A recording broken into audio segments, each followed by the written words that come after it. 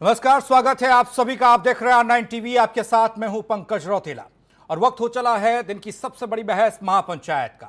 देश में कोरोना काल चल रहा है। तमाम पार्टियों से अगर सवाल पूछा जाए कि उन्होंने कोरोना के लिए क्या किया, लोगों की मदद के लिए क्या किया, तो बगल झांकने लग जाएंगे सब, बयानबाजी करने लग जाएंगे सब, लेकिन काम नहीं बता पाएंगे। इधर सालों बाद अयोध्या में राम निर्माण यानी राम मंदिर निर्माण के लिए कदम आगे बढ़ रहे हैं तो कई सियासी दलों के पेट में दर्द हो रहा है। दरअसल ऐसा ही दर्द सोमनाथ के समय में भी हुआ था। कांग्रेस के नेता हुसैन दलवई ने कहा कि नेहरू सोमनाथ मंदिर के भूमि पूजन में नहीं गए थे। मोदी भी एक सेक्युलर देश के पीएम हैं, उन्हें अयोध्या नहीं जाना चाहिए। आज महापंचायत इसी पर कि सियासी लोगों के पेट में राम मंदिर के निर्माण को लेकर दर्द क्यों है। क्या कोरोना बहाना है और असल निशाने पर मंदिर है? सदियों बाद शुभ अवसर आया है, फिर भी राम मंदिर पर राजनीति का साया है। जनाब, अयोध्या में नई सुबह आई है और सदियों बाद फिर से सरयू मुस्कुराई है। आप मंदिर के विरोध में बेसुरा गाना क्यों गा रहे हैं? मेहमान हमारे साथ जुड़ चुके हैं, उनसे आपका परिचय करा दे। सतीश दुबे, प्रवक्ता शिवसेना, महंत धर्मदास जी नानक शाही मठ उदासीन अखाड़ा हमारे साथ होंगे। मनीष शुक्ला जी, प्रवक्ता बीजेपी, जगत गुरु राम दिनेशाचार्य हमारे साथ, उदित राज कांग्रेस से हमारे साथ होंगे। यतीमा चेतनानंद सरस्वती हिंदू धर्मगुरु हमारे साथ। अमिताभ अग्निहोत्री जी चर्चा को आगे बढ़ाएंगे। अमिताभ जी, मंदिर निर्माण का मुहूर्त भव्य है और इससे भी कहीं ज्यादा मंदिर की दिव्यता होगी, लेकिन सियासी लोगों को ये बात शायद समझ नहीं आती। देखिए, दो बड़े महत्वपूर्ण बयान आए जी। कांग्रेस के एक कम प्रसिद्ध नेता का बयान आया और शरद पवार जी तो देश के बड़े राजनेता हैं। दोनों के बयान अलग अलग परिप्रेक्ष्य में आए। मैं उन्हीं पर बहस को केंद्रित रखूंगा। शरद जी ने कहा कि हमको प्राथमिकता तय कर लेनी चाहिए, यह वक्त कोरोना से लड़ने का है कि मंदिर का है। पवार साहब, मंदिर सरकार नहीं बनवा रही। कोई मुख्यमंत्री, कोई प्रधानमंत्री वहां 2 साल नहीं रहने वाले हैं ईंटें जोड़ने के लिए। मुख्यमंत्री, प्रधानमंत्री, राजनीतिक लोग ऐसे जाने कितने कार्यक्रमों में जाते हैं, उससे सरकार नहीं रुकती, सरकार के कार्यक्रम नहीं रुकते, कोई मिशन नहीं रुकता, कोई अभियान नहीं रुकता। प्रधानमंत्री 2 घंटे अयोध्या में रहे या 2 घंटे बंगाल में रहे या पटना में रहे या वेबिनार में रहे या देश के तमाम अलग अलग, अभी भगवान बुद्ध का एक अवसर था, प्रधानमंत्री 45 मिनट उसमें थे। क्या देश रुक गया? क्या कोरोना के प्रति लड़ाई खत्म हो गई उसके चलते? इस बात को गले कैसे उतार लें? एक अतिथि के रूप में प्रधानमंत्री का अयोध्या जाना और एक शिलान्यास करना कोरोना की लड़ाई को कैसे कमजोर कर रहा है? यह बात मेरी समझ में नहीं आई और किसी की समझ में नहीं आई, शरद पवार को छोड़कर। क्यों नहीं जाना चाहिए प्रधानमंत्री को? भारत पंथ निरपेक्ष है, पंथ विरोधी राष्ट्र नहीं है, धर्म विरोधी नहीं है। धर्म निरपेक्ष कहिए चाहे पंथ निरपेक्ष कहिए, निरपेक्ष होना और विरोधी होने में अंतर है। मेरी बात ही नहीं समझ आई। कोई राज्य का मुख्यमंत्री बता दीजिए जो 24 घंटा कोरोना कर रहा, कोविड हॉस्पिटल में बैठा हो। Tell me one. किसी देश का प्रधानमंत्री, राष्ट्रपति बता दीजिए जो 24 घंटा कोरोना के हॉस्पिटल में बैठा हो और सैंपल ले रहा हो लोगों के नाक में, मुंह में सिलाई डालकर। ये कैसी भाषा है, कैसा संदर्भ है, कैसा प्रसंग है? नहीं, इसके पीछे मंशा गड़बड़ है आपकी। आप सीधे नहीं बोलना चाहते, डरते भी हैं। किसी का कंधे, कहीं किसी चीज को कंधे पर बंदूक रख के आप निशाना लगा रहे हैं मंदिर पर, कोरोना के कंधे पर बंदूक रख के। कोरोना के अयोध्या के राम मंदिर के निर्माण में न सरकार का रुपया लग रहा, न सरकार का पैसा लग रहा, न सरकार के अधिकारी लग रहे, न सरकार के मजदूर लग रहे। फिर क्या समस्या है? फिर क्या समस्या भाई? फिर भी आपके पेट में दर्द है। पूरे भारत से, पूरे विश्व से जो लोग भगवान को मानते हैं, राम को मानते हैं, वो आस्थावान लोग चंदा दे रहे हैं। कोई सरकार हो, मैं कहता हूं कांग्रेस की सरकार होती इस वक्त तो क्या मंदिर रोक लेती अदालत के निर्णय के बाद? और पवार साहब ही प्रधानमंत्री होते तो किस हैसियत से रोक लेते? ये जनता की इच्छा है, अदालत का फैसला है, जनता की इच्छा है, जनता का सहयोग है। दूसरी बात है, कांग्रेस के नेता ने कहा वो पवार से साहब से भी 2 कदम आगे चले गए। क्या नाम बताया था उनका भाई?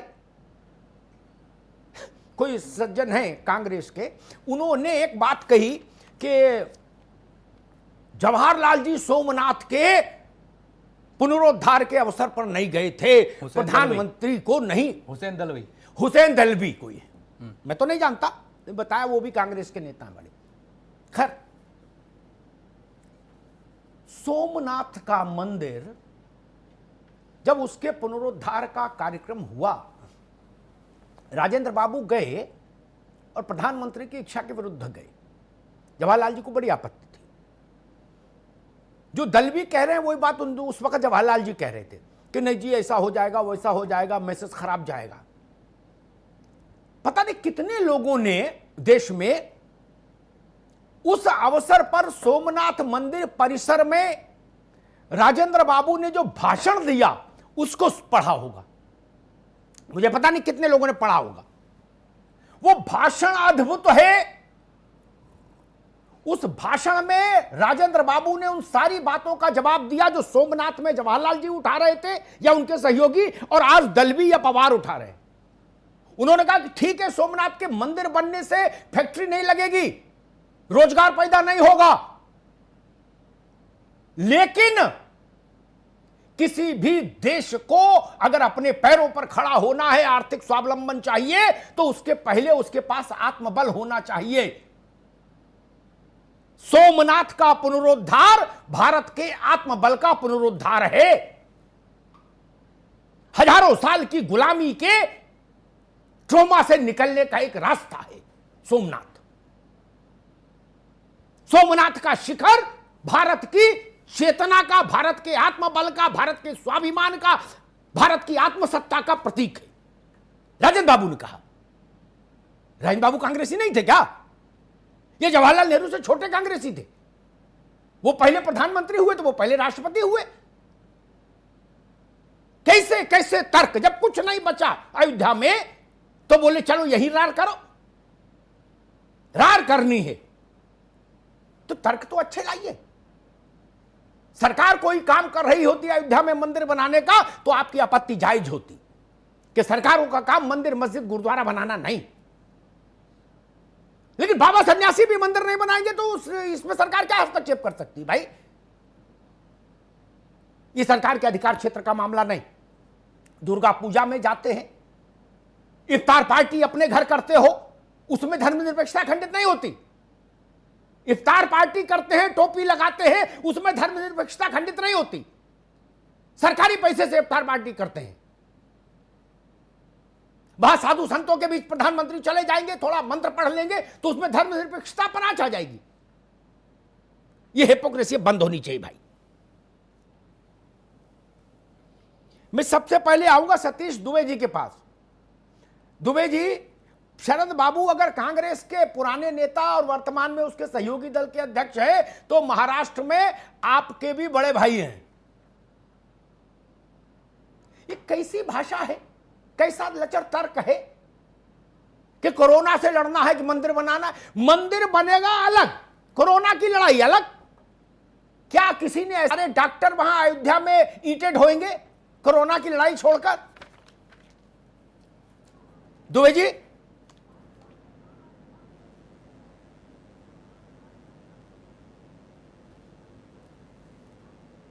नहीं, बिल्कुल अमिताभ भाई, जिस तरीके से मंदिर का निर्माण हो रहा है, आज देश का हर वो नौजवान, हर वो बुजुर्ग, हर माताएं, सारे लोग इस मंदिर के निर्माण के लिए अपेक्षित थे और आंखें बिछाए हुए देखे थे कब हम भगवान राम के मंदिर का जो है निर्माण देख सकें और कब मंदिर का भव्य निर्माण हो और उसका दर्शन कर सकें। इसके लिए पूरा देश उतावला था। और पूरा देश मैं कहूं तो पूरा का पूरा विश्व उतावला है। और कभी भी देखिए, शिवसेना का हमेशा से मानना रहा है, स्वर्गीय बाला साहब ठाकरे जी रहे हो, तो ठाकरे जी का तो ठीक है भैया, ठाकरे जी रहे हो, संतोष बाबू, लेकिन ये बताओ आपके बड़े भाई को क्या हुआ, पवार साहब को? जल्दी हो, भव्य मंदिर बने और उसमें सब चले रहे। लेकिन जी जी बिल्कुल आ रहे हैं, नहीं बिल्कुल अमिताभ भाई उसी बात पे आ रहे हैं।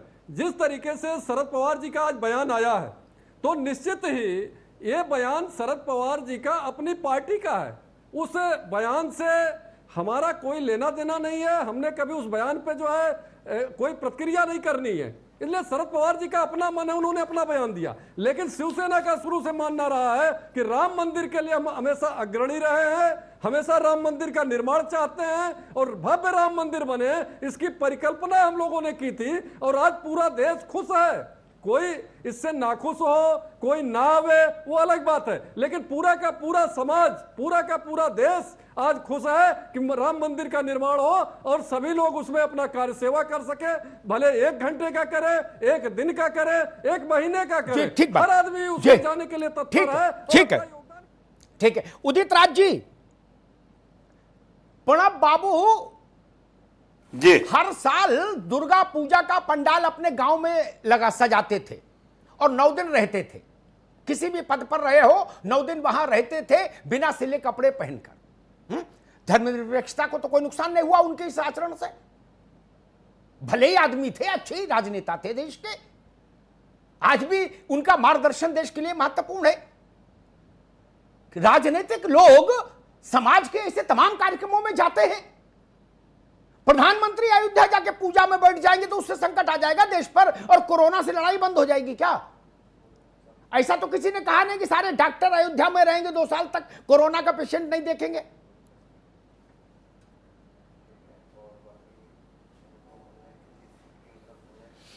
देखिए अग्निहोत्री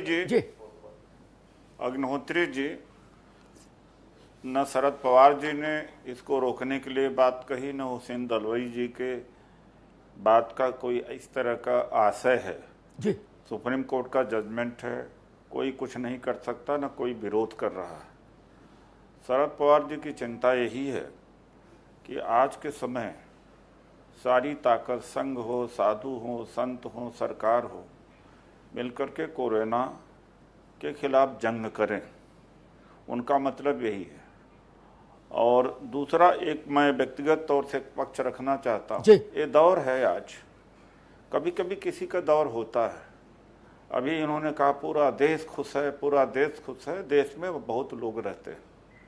और मैं आपको बता दूं कि एक अंदर की आवाज़ भी है अग्निहोत्री जी, उस आवाज़ को मैं रखने की हिम्मत करूंगा, उसको अन्यथा न लिया जाए और उसको लोग कहेंगे कि हम तो जातिवाद कर रहे हैं। आप ये बताइए, जब बाबरी मस्जिद के आंदोलन में यादव भी थे, कुर्मी भी थे, गडरिया, पाल, दलित, धोबी, चमार, खटीक, पासी सभी लोग थे। भगवान राम में सबकी आस्था है, लेकिन जब ये राम जन्मभूमि ट्रस्ट बना तो एक ही जाति के लोगों के लिए आज तो ट्रस्ट बना दिया। आज तो एक इमोशन है, मीडिया है, सरकार है, सब सपोर्ट करने की बात है, लेकिन अंदर कहीं ना कहीं आवाज़ है।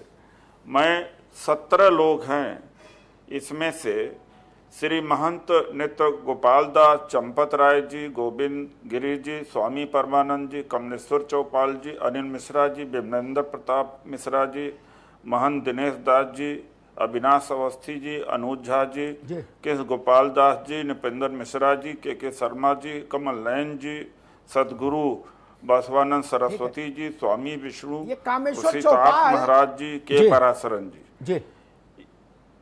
एक आपने इतनी बड़ी आबादी का एक आदमी आप में सिंबॉलिक रूप से रखा है, तो ये बताइए, अगर ये राम में सबकी आस्था है, सारे लोगों ने मिलकर लड़ा, तो इस जो ट्रस्ट बना है 16 एक ही बिरादरी से क्यों है? कुर्मी क्यों नहीं है? कोई लोध क्यों नहीं है? उदित जी, आपने एक नया विषय उठाया है, उस पर साधु संत रिप्लाई करेंगे। ठीक है, आपने एक नया विषय उठाया, उस पर साधु संत रिप्लाई करेंगे। मैं जरा आज के मुद्दे पर बहस ले आऊं, क्योंकि फिर बहस भटक जाएगी। आज के मुद्दे पर जरा बहस कर ले। आपने जो विषय उठाया उस पर संत लोग कुछ रिप्लाई करना चाहेंगे तो जरूर रिप्लाई करेंगे। मैं जरा संतों के पास चला चलूं। महंत धर्मदास जी,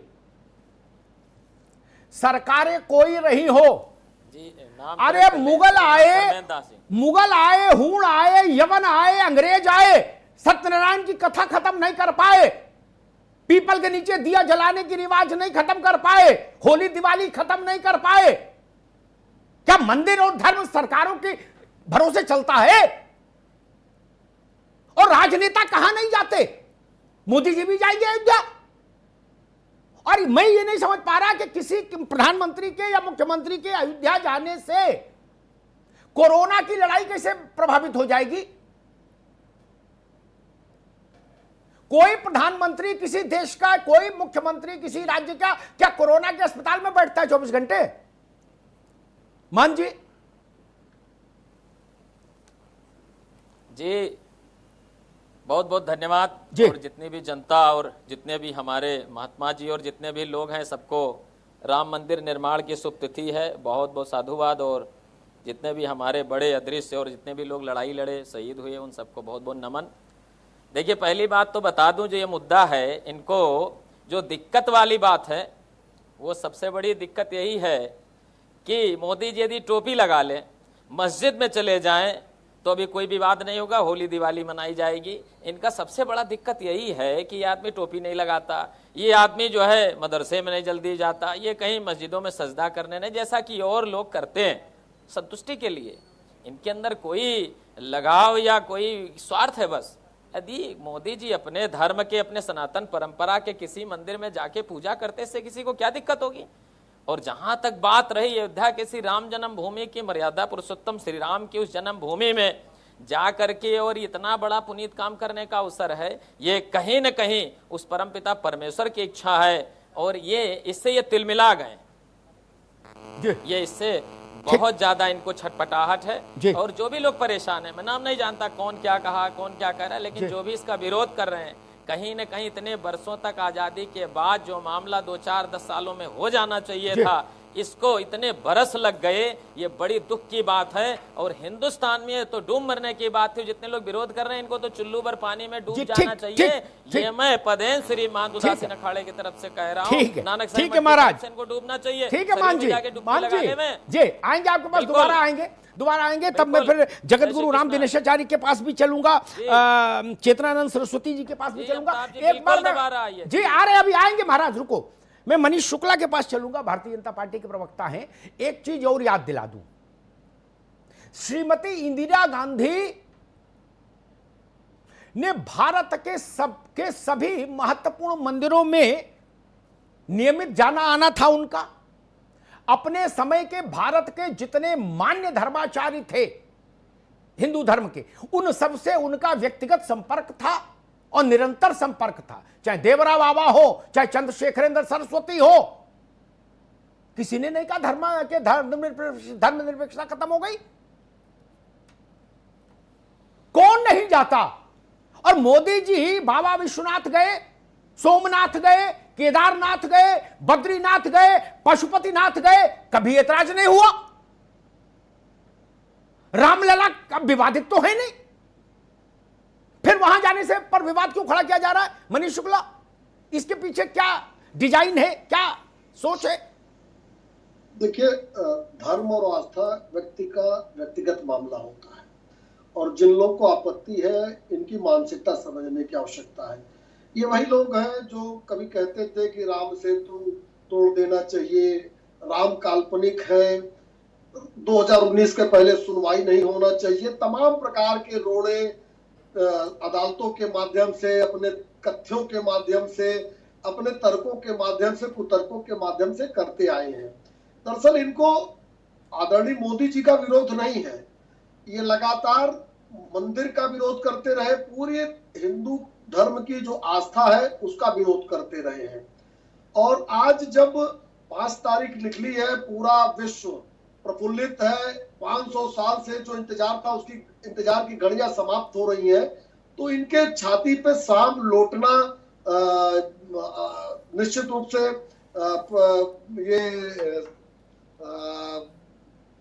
इनके छाती पे जो है सांप लौट रहा है, इस पे कोई आश्चर्य नहीं होना चाहिए। और अमिताभ जी, एक बात मैं और कहना चाहता हूं कि अभी तमाम बातें उदित राज जी ने कही। 2014 में जब हमारी पार्टी के सिंबल से चुनाव लड़ रहे थे, तो 1986 से लेकर, अमिताभ जी आपको पता होगा कि 1986 से लेके लगातार सभी जितने भी चुनाव के हमारे घोषणा पत्र थे, सब में राम मंदिर बने, 370 ये सब कॉमन सिविल कोड तीनों रहे हैं। एजेंडे थे, उस एजेंडे के तहत 2014 में हमारी पार्टी से चुनाव लड़े और 5 साल सांसद रहे। यानी वो 5 साल तो ये हमारे उस एजेंडे से इनका ताल्लुक था। इन्होंने 17 नाम गिनाए, उसमें कई नाम तो पदेन है, जैसे जिलाधिकारी पदेन है, प्रमुख सचिव गृह पदेन है, तमाम नाम तो पदेन है। जिस भी जाति का व्यक्ति उस पद पे रहेगा उसमें मेंबर रहेगा। इसके अतिरिक्त हिंदुस्तान में पैदा हुए हैं, किसी भी संत की कोई जाति नहीं होती है। तो मेरा निवेदन है कि आप लोगों ने बहुत रोड़े अटका लिए। अब माननीय सर्वोच्च न्यायालय के आदेश से राम भक्तों को उनका मंदिर, दिव्य भव्य मंदिर मिल रहा है, प्रभु राम का मंदिर मिल रहा है। अपने कुतर्कों के माध्यम से आप अपने को और बदनाम मत करिए। आप अपने को बदनाम कर रहे हैं, और किसी को नहीं बदनाम कर रहे हैं, क्योंकि प्रधानमंत्री जी, संत प्रधानमंत्री जी है, आस्थावान है, और किन किन मंदिरों में गए, उनकी आस्था किस प्रकार की है, आपने स्वयं बताया है। उसको रिपीट करके मैं आपका समय नहीं खर्च करूंगा। जी ठीक बात मनीष जी, मैं जगत गुरु राम दिनेशाचार्य के पास चलूंगा। उससे पहले एक बात और कहूं, अभी अचानक स्मरण में आ गई, वो तथ्य भी रहना चाहिए जनता के सामने, आवाम के सामने। सोमनाथ मंदिर का ट्रस्ट न्यास, उसकी देखभाल जो करता है, कांग्रेस सरकार के समय बना। गुजरात में कांग्रेस की सरकार थी, केंद्र में जवाहरलाल नेहरू की सरकार थी। वहां आरक्षण नहीं है ना। उसके पहले करता धरता के.एम. मुंशी थे, कन्हैयालाल मानिकलाल मुंशी। तब यह सवाल नहीं उठा। क्यों नहीं उठा? उठना चाहिए ना।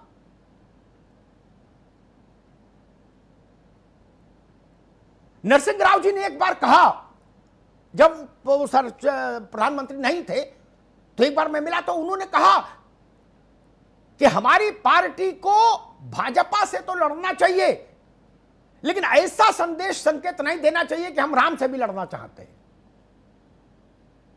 पता नहीं कांग्रेस को विजडम कभी प्रिवेल नहीं कर पाई। उसने इतने संकट झेले, बार बार रसातल में गई, लेकिन वो नरसिंह राव की सीख को नहीं समझ पाई। आप बीजेपी से लड़ेंगे वहां तक अच्छा है, स्वस्थ रहेंगे। आप राम से लड़ने लगेंगे तो फिर वही हाल होगा जो अब हो रहा है। जगत गुरु राम दिनेशाचार्य जी, कुछ राजनीतिक दल कह रहे हैं कि भाई कोरोना से लड़ो, जब कोरोना पूरे विश्व से समाप्त हो जाए तो मंदिर की सोचो। मैं समझ नहीं पा रहा, राजस्थान में जो डिस्को हो रहा है वो तो इतना जरूरी नहीं, वो तो रोक सकते थे कि विधायक वहां 5 तारा होटल में मुगले आजम देख रहे हैं और मटन चिकन खा रहे हैं और डांस कर रहे हैं, और इधर वाले मानेसर में डिस्को कर रहे और उधर वाले जयपुर में 20-20 हजार रुपया पर डे के कमरे में, और मुगले आजम और साथ में शोले दोनों देख रहे हैं। यानी शोले देखो, मुगले आजम देखो, नाच करो, गाना गाओ, मटन चिकन खा के मस्त रहो। वो कर सकते हो कोरोना में, लेकिन कोरोना में भगवान राम का मंदिर नहीं बनना शुरू हो सकता। दिनेशाचार्य जी,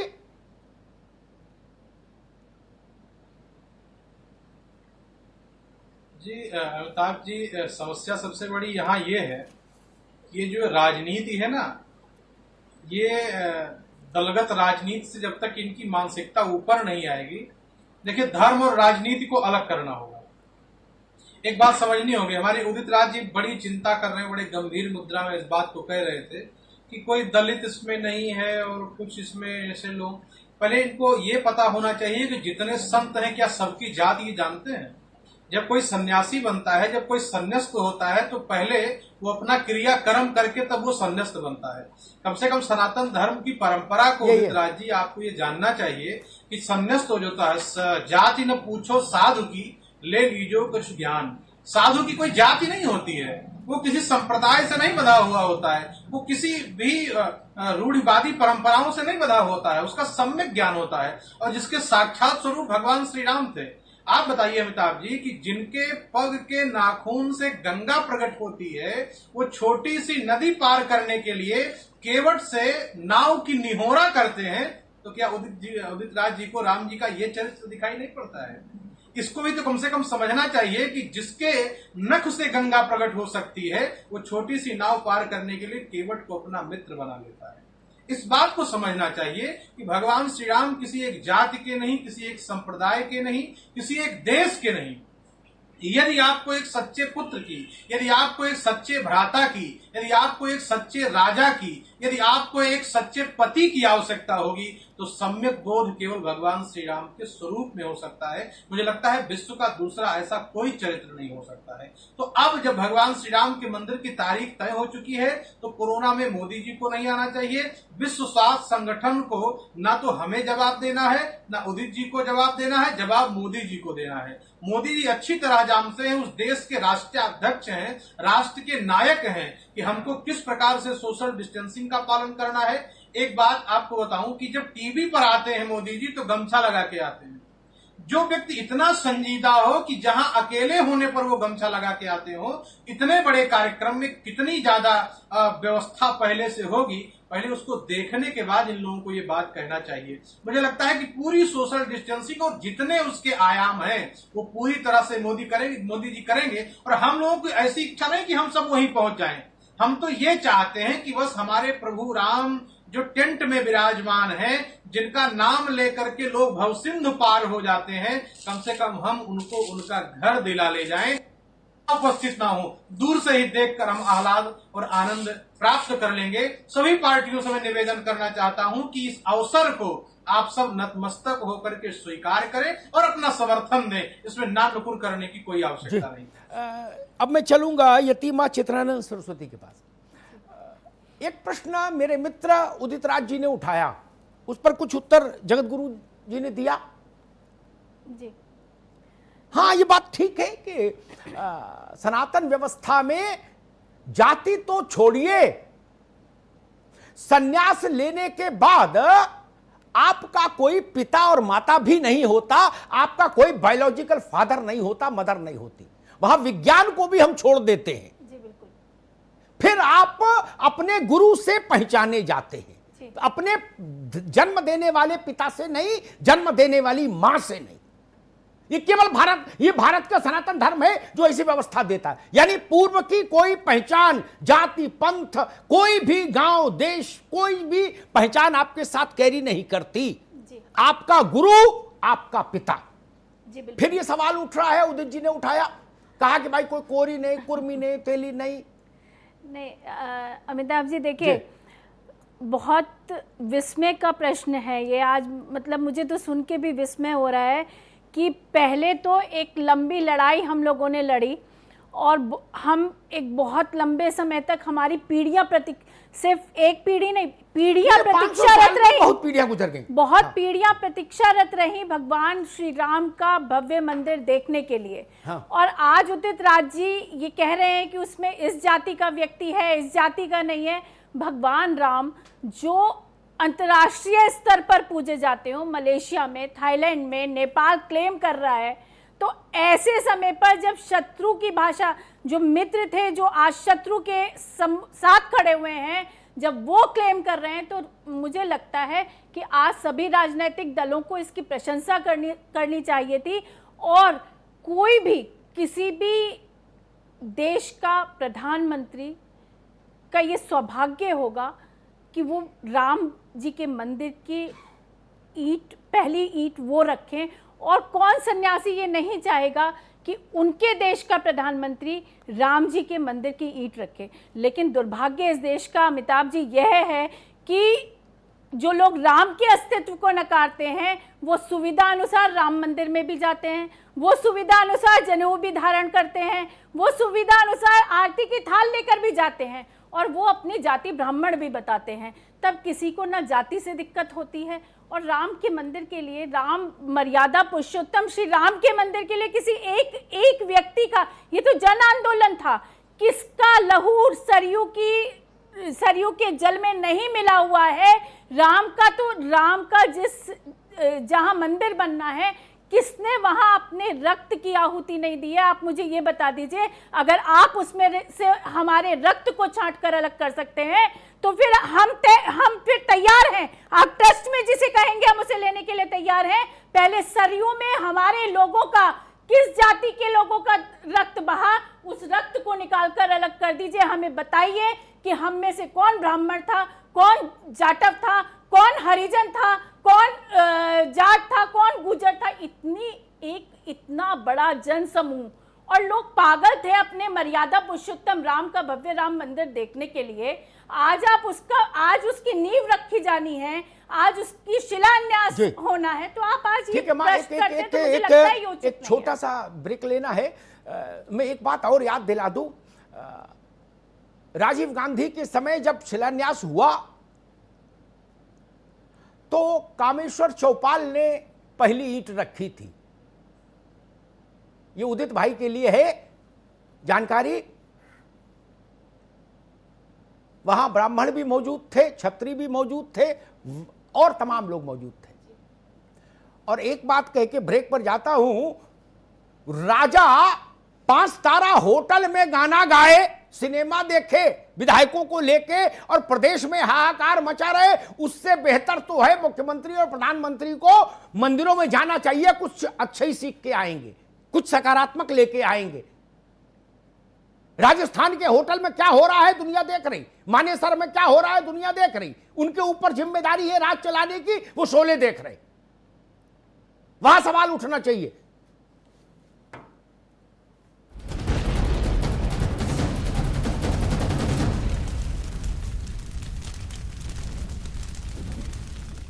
ब्रेक के बाद स्वागत है आप सभी का। आप देख रहे हैं महापंचायत। पहले सोमनाथ पर था विरोध का तराना, अब अयोध्या पर है वही अफसाना। ये क्या कहता है अमिताभ जी प्लीज। उदित राज जी, कोरोना अभी जा नहीं रहा, इसी कोरोना में बिहार में चुनाव की तैयारियां शुरू हो गई। मंदिर तो सरकार को बनाना नहीं ना, उस सरकार को उसमें बैठना है, वहां मूड़ा डाल के। मंदिर जिनको बनाना है वो अच्छा काम है। 10-20 हजार मजदूर को 2-2.5 साल तक रोटी मिलेगी, ये एक जॉब क्रिएशन का काम है। मंदिर में आस्था ना भी हो, गरीब में आस्था तो रखो सब लोग। बिहार में चुनाव हो सकता है, सारी पार्टियां वहां कमर कस के मैदान में कूदी हुई हैं कोरोना में, जो सरकारी मशीनरी को लड़वाना है। लेकिन मंदिर का शिलान्यास नहीं होना चाहिए, पवार साहब कह रहे। बताओ भाई। अग्निहोत्री जी,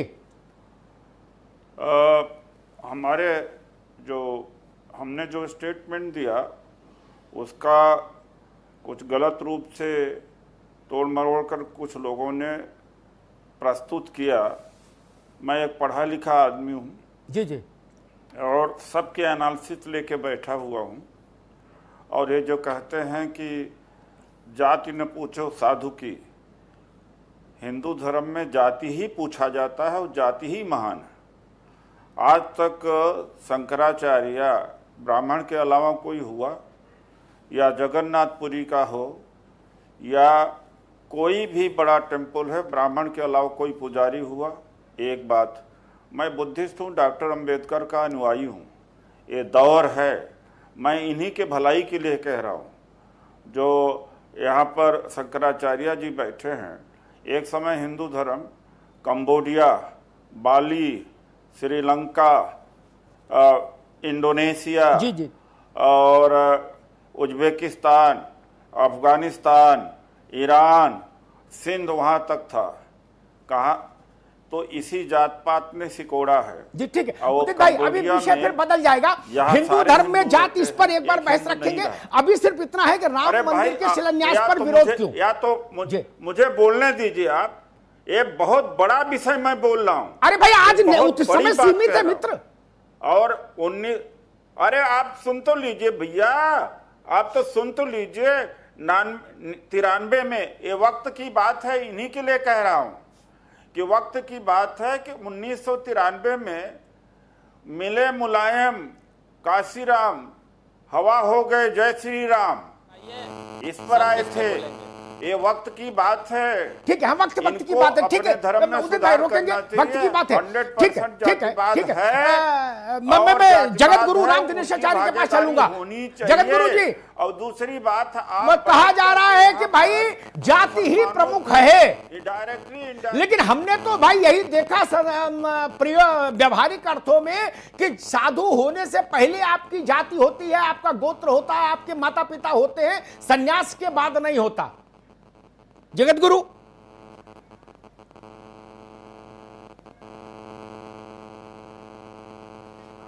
वो भी एक धर्म है जी, लेकिन जी दिनेशाचार्य जी, यहीं आसी पास में जी है। ठीक है, अभी और रुकिए इसी रुकिए धर्म उदित के जी, वजह दिनेश से आचार्य जी। जी हेलो, आवाज आ रही मेरी? हाँ आ रही, जल्दी बोलिए, समय कम है मित्र जी। महाराज जी बोलिए। हाँ बिल्कुल, मैं कह रहा हूँ कि यहाँ पढ़े लिखे सब, यहाँ कोई घास छोड़ने वाला नहीं, सब पढ़े लिखे ही लोग हैं। यहाँ पर हमारे गोत्र बदल जाते हैं। जब यहाँ पर गोत्र लिखा जाता है तो उसको अच्युत गोत्र कहा जाता है। यहाँ पर अपने माता पिता या किसी ब्राह्मण क्षत्रिय गोत्र को मिला करके यहाँ गोत्र नहीं होता, यहाँ अच्युत गोत्र होता है जो भगवान का गोत्र माना जाता है। दूसरी बात ये जो कह रहे हैं कि आज जो मोदी जी आ रहे हैं अभी 5 तारीख को शिला रखने, क्या वो ब्राह्मण है? उदित राय जी को पहले ये पता होना चाहिए कि कितनी खूबसूरती है।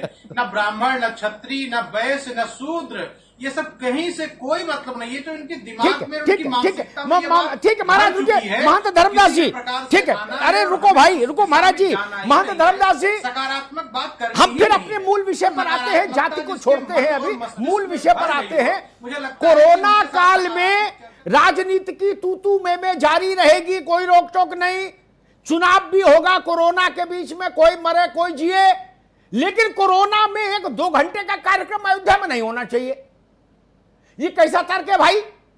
राजनीति की तू में रोक देते, चुनाव रोक दो, कौन सी आफत आ रही है? मन जी, मौलाना साद ने कोरोना फैलाया तब महंत धर्मदास जी, इनका सम्मान भी सभी करते हैं, संत भी। जी जी जी जी जी जी अमिताभ जी, मैं बता दूं, जो ये मुद्दा है आपका, बड़े चतुराई से वो जाति पाति में भटकाना चाहते हैं। और ये विषय इतना अच्छा और इतना सुंदर आपने सुना है, ये कभी फिर चर्चा होगी जाति पाति की, इसमें कोई ये विषय नहीं चाहिए। फिर ये संविधान की बात करने लगते हैं, क्योंकि संविधान जानने वाले तो यही लोग हैं। ना मोदी जी संविधान जानते हैं, ना ब्राह्मण संविधान जानते हैं, बस इन्हीं को केवल संविधान का ज्ञान है। इनको ये बात पता होनी चाहिए। ठीक है जगत गुरु, आप थोड़ा विश्राम करिए। मैं धर्मदास जी बोलिए। उस अवसर को ये अभी रुकिए जगत गुरु, इसको बेकार करने का कार्य ना करें। इस अवसर में चुप रहना ही इनके लिए सर्वश्रेष्ठ होगा। जी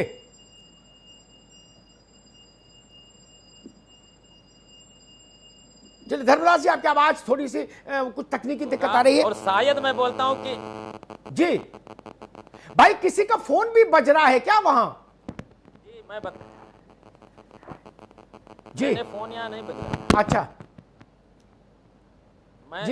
जी महाराज, मैं बता दूं, थोड़ा जल्दी बताइए महाराज। जो ये मुद्दा आपने उठाया है, शायद डिबेट के बाद ये विरोध करना लोग बंद कर दें। इतना विषय आपने उठाया है अच्छा सा, और ठाकुर जी की कृपा से बहुत अच्छा विषय आपने उठाया है। और जितने भी लोग विरोध कर रहे हैं, कहीं ना कहीं जो हमारी पुरानी सोच रही, पार्टी विरोध करना या जो दोबारा इस तरीके से षड्यंत्र करना, और सारा कुछ अब हमारे न्यायालय ने सब कुछ कर दिया, सपोज स्पष्ट आर्डर दिया हुआ है। अब प्रधानमंत्री जो का जा करके पूजन करना, हमारे योगी जी जाएं, संत समाज जाए, हाँ जो नियमों का पालन है वो सब करेंगे, लेकिन इसमें ये विरोध करना प्रधानमंत्री को नहीं जाना चाहिए, बिल्कुल जाना चाहिए, पूजन करना चाहिए, ताकि पूरे विश्व को एक आपके देश के लिए एक अद्भुत पर्यटन स्थल और एक हमारा पूजन स्थल, एक दिव्य आस्था का केंद्र खड़ा हो रहा है। ठीक है महाराज जी, मैं ये चेतनानंद सरस्वती जी के पास चलूंगा।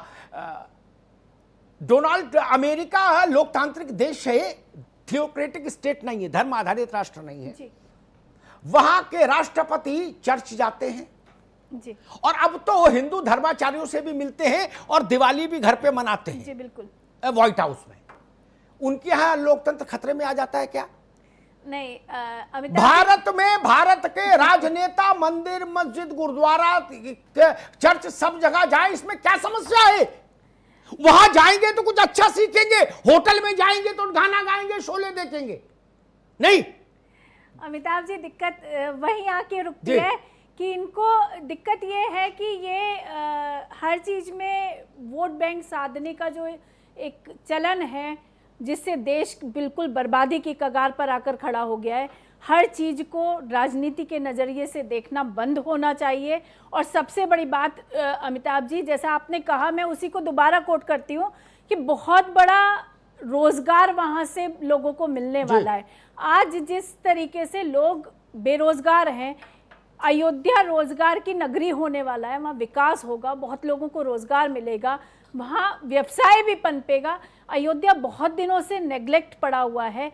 लोग क्यों नहीं चाहते कि भगवान श्री राम का जो मंदिर है उसके माध्यम से वहाँ रोजगार भी मिले, लोगों का पेट भरने का साधन हो। गरीब के विषय में चिल्लाना बहुत है लेकिन सोचना बहुत कम है। ये बहुत अफसोस का विषय है। और पढ़े लिखे की बात तो ये है, उदित राज जी को एक जवाब देना चाहती हूँ। उदित राज जी, मैं भी LLB हूँ, MSc हूँ, केमिस्ट्री से, ठीक है ना। तो पढ़े लिखे, ऐसा नहीं है कि अनपढ़ गंवार संत बन जाते हैं। हम लोगों ने अपना जीवन धर्म के लिए दान दिया है, इसलिए हम संन्यास लेकर यहाँ बैठे हुए हैं। मेरा गोत्र इससे पहले कुछ भी हो, आज मैं अपने गुरु के नाम से जानी जाती हूं। ठीक है, मानूंगे। अभी शास्त्रार्थ नहीं। अब मैं चलूंगा शिवसेना के पास, सतीश दुबे जी के पास। एक उदाहरण दे दूं जिस बात को मां कह रही थी। हनुमानगढ़ी अयोध्या में 1500 परिवार माला और लड्डू और प्रसाद हनुमान जी का, उसको बेचकर जीवन जी रहे हैं अच्छे से। संतोष दुबे जी, कोरोना कितना भी बढ़ जाए राजनीति बंद नहीं होगी, फुल टाइम पॉलिटिक्स चलेगी। तू अपने विधायक बाड़े में बंद कर, मैं अपने करूंगा। नहीं, बिल्कुल। लेकिन भगवान राम के मंदिर की ईंट मत रख देना, उससे कोरोना विकराल हो जाएगा। बाहर शोले देखो, मुगले आजम देखो, नाचो गाओ, ठीक है, जनता मर जाए कोई दिक्कत नहीं राजस्थान में, लेकिन अयोध्या जाके 2 घंटे में पूजन मत करना। ये कैसा तर्क है भाई शरद पवार का?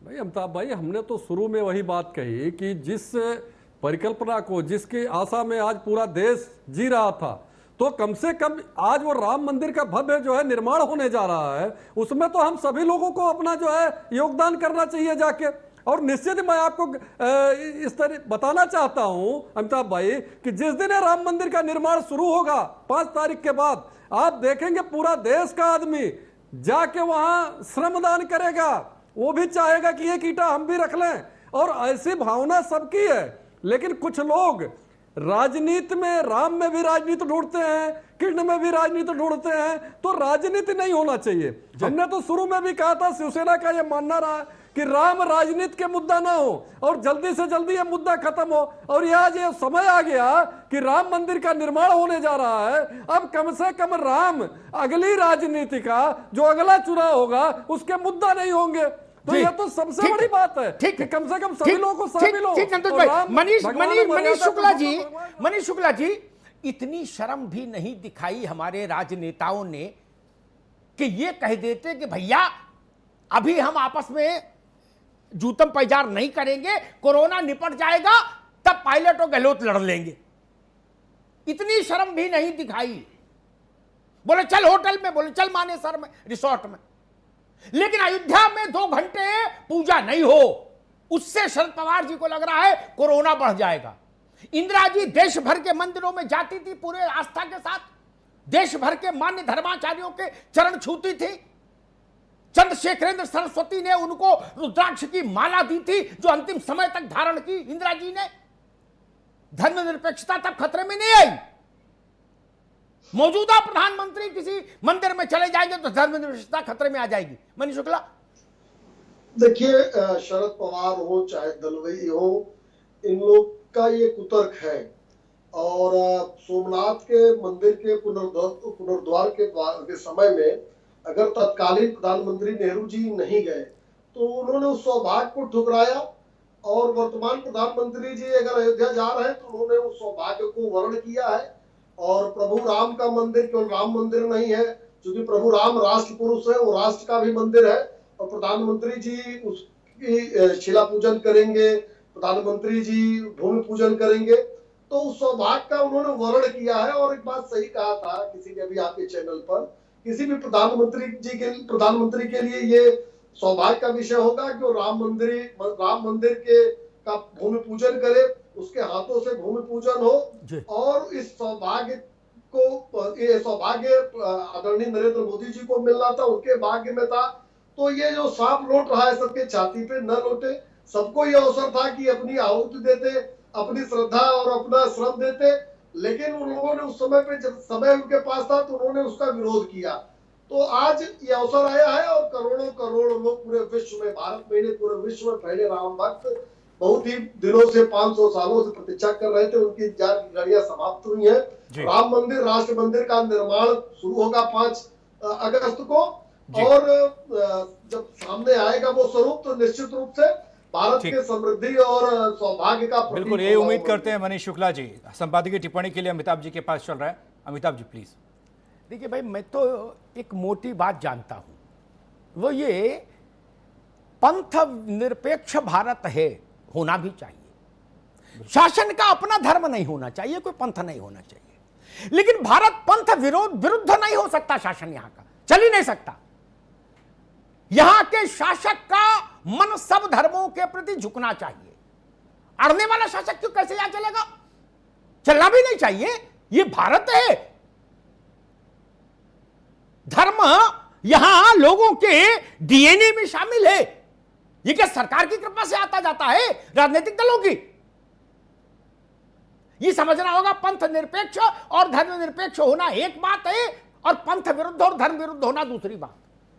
दूसरी महत्वपूर्ण बात, गोवा जाके समुद्र में तैरो, होटल में जाके शोले देखो, मुगले आजम देखो, मानेसर में कबड्डी खेलो, उससे अच्छा तो यही है कि अयोध्या जाओ, काशी जाओ, मथुरा जाओ, अरे कहीं जाओ, स्वर्ण मंदिर जाओ, कहीं तो जाओ भाई।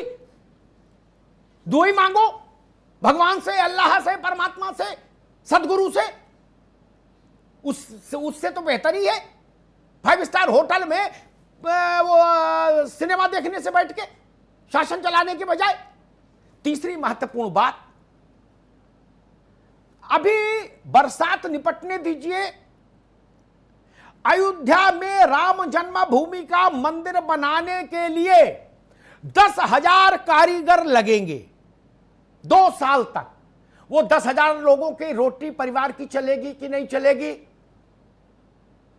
क्या शरद पवार जी उनको रोटी देंगे जो लॉकडाउन में तबाह हो गए, या दलवी देंगे? नहीं ना। तो इसी बात क्यों बोलते हो भाई, जिसका कोई अर्थ नहीं। चौथी बात, क्या मोदी सरकार ने या योगी सरकार ने यह कहा कि सारे डॉक्टर अब अयोध्या में कैंप करेंगे, वो भजन करेंगे, कोरोना का इलाज नहीं करेंगे? ऐसा कहते तो मैं शरद पवार के साथ खड़ा होता। नहीं जी। क्या कोई अस्पताल बंद रहेगा अयोध्या मंदिर बनने के चलते? नहीं। फिर काहे की तकलीफ है? अरे अयोध्या का सिविल अस्पताल भी बंद नहीं हो रहा, वो भी चल रहा है। फिर क्या तकलीफ है कि कोरोना से लड़ाई नहीं लड़ पाएंगे अयोध्या जाके? अरे सीधी बात बोलो, आपको तकलीफ क्या है? वो सच्ची बात क्यों नहीं बोलते हो? कोरोना को बीच में खड़ा कर रहे हो, कोरोना भी दुखी होगा कि बताओ हमको नाक घसीट रहे हो, लड़ाई तुम्हारी है। और एक बात मैं कहूं, जो मैंने नरसिंह राव जी का कथन बताया था, जो उन्होंने मुझसे व्यक्तिगत बातचीत में कहा था, उसी से संदर्भित एक बात कहता हूं। किस घटना के साथ किसका नाम जुड़ेगा, यह प्रारब्ध और प्रकृति तय करती है, यह व्यक्ति तय नहीं कर सकता। राम मंदिर के 2 सिरे हैं, 2 सिरे यूं, एक सिरे पर बाबर, दूसरे पर नरेंद्र मोदी।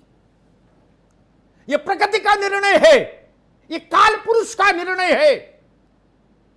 अवसर तो बहुत आए, चंद्रशेखर जी के पास अवसर आया, बीपी सिंह के पास अवसर आया, नरसिंह राव के पास अवसर आया, राजीव गांधी के पास अवसर था जब बूटा सिंह गृह मंत्री थे और नरेंद्र तिवारी वहां चीफ मिनिस्टर थे। लेकिन काल पुरुष ने लिखा था कि यह कलंक बाबर के नाम और यह सौभाग्य नरेंद्र मोदी के माथे पर। छोटी बात है क्या? 500 साल हो गए, 50 पीढ़ियां खप गई, हजारों कुर्बानियां हो गई, 100 साल अदालत में चला मुकदमा। और एक कड़वी बात अगर पूछ लूं, काशी, मथुरा, अयोध्या और सोमनाथ, इन्हीं पे हमला क्यों किया आक्रांताओं ने? ये व्यापारिक केंद्र नहीं थे, ये देश की राजनीतिक राजधानी नहीं थे कभी? जब मुगल यहां आए तोड़ने फोड़ने, जब आए बाबा विश्वनाथ का मंदिर हो, चाहे जन्मभूमि का मंदिर रहा हो, चाहे अयोध्या रही हो, चाहे सोमनाथ रहा हो, तो ये भारत की राजधानी नहीं थे। ये व्यापारिक केंद्र नहीं थे, ये सामरिक केंद्र भी नहीं थे कि यहां हथियार गोला बारूद रखा हो भारत ने। क्यों तोड़ा आपने इनको? आपने इनको इसलिए तोड़ा, आपको हमें राजनीतिक तौर पर, सामरिक तौर पर हरा के चैन नहीं मिला। आप भारत के हृदय स्थल में घाव देना चाहते थे, उसके हृदय में स्थायी शूल चुभोना चाहते थे। अन्यथा भगवान ने क्या, मंदिर ने आपका क्या बिगाड़ा था? महलों पर आक्रमण करते, बात समझ में आती। व्यापारिक केंद्रों को लूटते, बात समझ में आती। सेना को मारते, बात समझ में आती। मंदिर क्यों तोड़े? आप केवल हमको जीतना के लिए नहीं आए थे, लूटने के लिए भी नहीं आए थे केवल। आप हमारी आत्मा पर लात रखकर खड़ा होना चाहते थे। जी, ये पीड़ा थी देश की। इस पीड़ा से मुक्ति का पर्व आया है, संघर्ष और कुर्बानियों के बाद आया है, सुप्रीम कोर्ट के एक बृहद निर्णय से आया है। क्यों नहीं जाना चाहिए प्रधानमंत्री को? क्यों नहीं जाना चाहिए योगी आदित्यनाथ को? ये जनमत का फैसला है। लोकतंत्र लोक मन से चलता है, बिल्कुल आपके मन से नहीं। आपके मन से जैसा चल रहा है वो राजस्थान में लोग देख रहे हैं कैसा चल रहा है, महाराष्ट्र में भी देख रहे हैं कैसा चल रहा है। वो उसकी पेंट, वो उसका टांग खींच रहा, वो उसकी टांग खींच रहा, और तू में लगी हुई है। इसलिए इस राष्ट्र मन का सम्मान करना सीखिए। किसी पार्टी में हो, राजनीतिक तौर पर आप पार्टियों के लिए स्टैंड लीजिए। भाजपा से आप असहमत हो सकते हैं, प्रधानमंत्री से असहमत हो सकते हैं, आप राजनीतिक व्यक्ति हैं, लेकिन राम से असहमत होने की धृष्टता मत कीजिए। ये ध्यान रखिए, जब पार्टियां नहीं थी, सरकारें नहीं थी, चुनाव नहीं होते थे, राम तब भी थे और राम तब भी रहेंगे जब आप पार्टियां नहीं होंगी। धन्यवाद। बहुत बहुत शुक्रिया संतोष दुबे जी। महंत धर्मदास नानक शाही मठ से हमारे साथ हैं, आपके बहुत बहुत शुक्रिया। मनीष शुक्ला जी, आपका भी बहुत बहुत शुक्रिया। जगत गुरु राम दिनेशाचार्य जी, बहुत बहुत शुक्रिया। उदित राज जी, बहुत बहुत शुक्रिया आपका भी। यतिमा चेतन सरस्वती जी, आपका बहुत बहुत शुक्रिया। अमिताभ जी, आपका भी बहुत बहुत शुक्रिया। मंदिर के विरोध में बेसुरा राग गाया जा रहा है, कोरोना को बहाना बताया जा रहा है और मंदिर साफ तौर पर निशाने पर लाया जा रहा है। सदियों बाद ये शुभ मुहूर्त आया है और उस पर भी एक बार फिर से सियासी राग सुनाई पड़ रहा है। महापंचायत में इतना ही। बाकी खबरों के लिए बने रहिए R9 TV के साथ, सिर्फ खबर के लिए।